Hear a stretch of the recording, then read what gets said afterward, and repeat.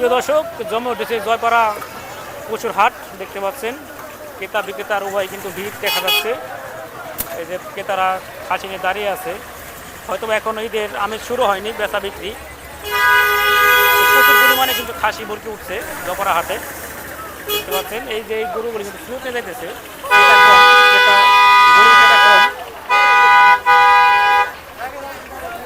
দেখতে পাচ্ছেন জয়পাড়া হাটে প্রচুর পরিমাণে খাসি উঠছে। আপনারা যদি চা নিতে পারেন চলে আসবেন আমাদের দোহারের প্রাণকেন্দ্র জয়পাড়া পশুর হাট।